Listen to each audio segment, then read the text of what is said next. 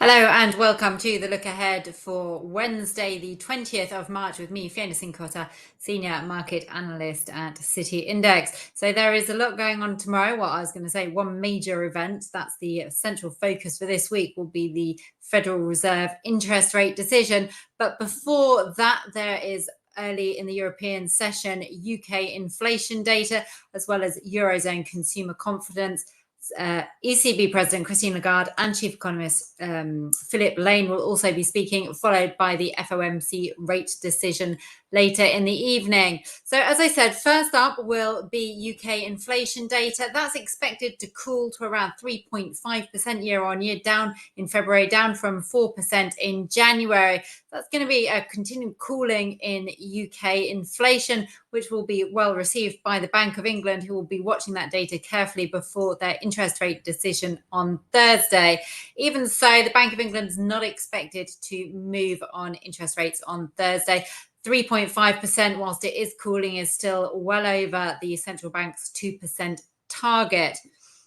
Now, if we just have a look here, this is the pound US dollar chart that we're watching. Now, there could be a lot of volatility here. Not only have we got the UK inflation data, but as I mentioned, we've got the FOMC interest rate decision. But what we've seen happening here is the pound, it rallied to that high of 128.90, the 2023 high earlier this month at 128.90, and it's been cooling off or falling away since then. Now we've seen it drop today to a low of 126.70. Interestingly, you can just see that it found support on that confluence of the downward trending trend line and the upward trend line dating back till early November. And the long lower wick suggests that there wasn't much selling demand at those lower levels, but still we're seeing that the sellers really do look to be in control of this trade right now.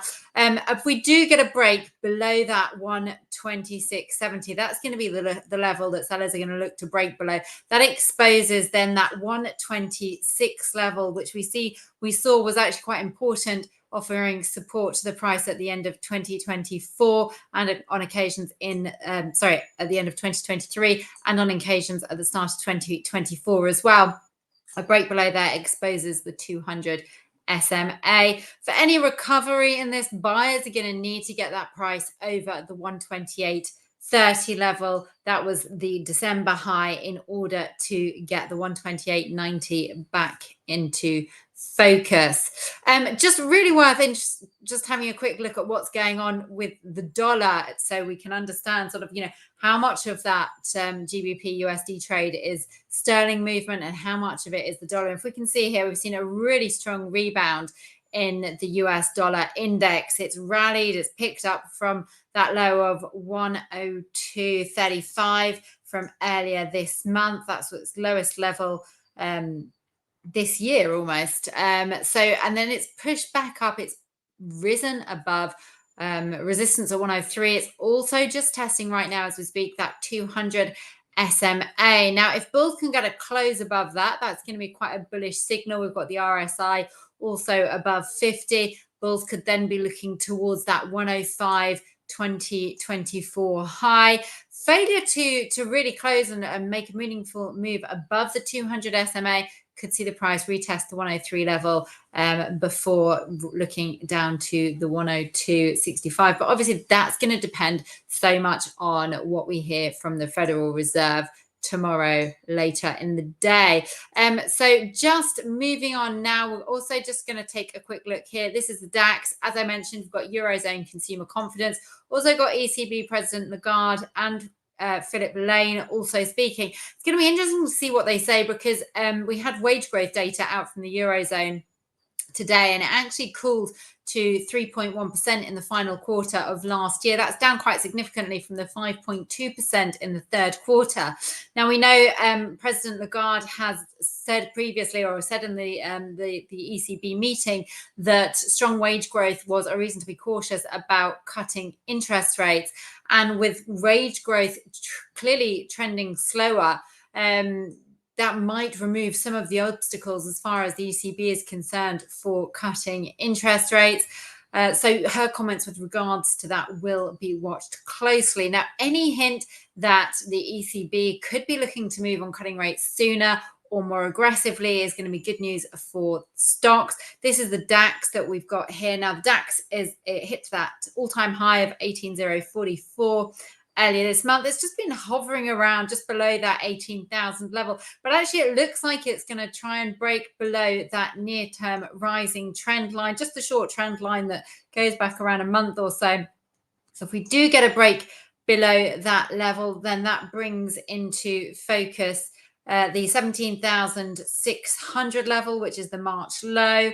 And if we do manage to stay sort of more or less above these levels, and we do get some perhaps more dovish commentary from ECB President Lagarde, then we could see bills trying to push over that 18,044 to fresh all-time highs. And then finally, as we come to the end of tomorrow, the main focus will be on the Federal Reserve and the interest rate decision. Now, the Fed is not expected to move interest rates tomorrow. The main focus is going to be on the Fed's new projections and also the dot plot. So if we think about the dot plot in December, that signaled that the Federal Reserve were going to be cutting interest rates 3 times in 2024. That's starting to looking a little bit dubious. We may get a downward revision from the Fed to 2 rate cuts this tomorrow. 2 rate cuts in 2024. Now, that comes after we've had hotter than expected inflation from the US for the past 2 months. So that's really going to make them start to question about how quickly and how aggressively they might be able to cut interest rates. The focus at the moment, as far as the market is concerned, is when will the Fed start to cut interest rates? And actually, a June rate cut is pretty much a 50-50 split now. That's come down quite considerably from where it was just a month ago, which was around 75% likelihood. Looking down now to July, the possibility of a rate cut in July is at 75%. So if we do have this slightly more hawkish stance from the Federal Reserve, that's what we've sort of expectations of a more hawkish stance is what's been pushing the US dollar higher. But let's just have a look at what's going on in US equities. So this is the S&P 500 that we're looking at here. Now, again, we saw it reach that all-time high of 51.88 earlier this month. It has just eased slightly off. It had been trading in this rising channel since November last year. Does look like we're just sort of falling out of that rising channel now. So there is this period of sort of consolidation that's going on, slight easing away from that all-time high. As far as support levels are concerned, if we do get a clear breakout of that rising channel, look for support around the 50-50 level. That was the March low. On the upside, if we manage to stay within that rising channel and also above the 20 SMA, which we can see there, which is around the 51.10 level, then buyers are going to be looking towards 51.88 and fresh all-time highs. But that's probably going to need a more dovish sounding Federal Reserve to get to those levels. So thank you very much for watching. I hope you've enjoyed. If you do have, then please give the video a like and also do subscribe to receive more videos like this.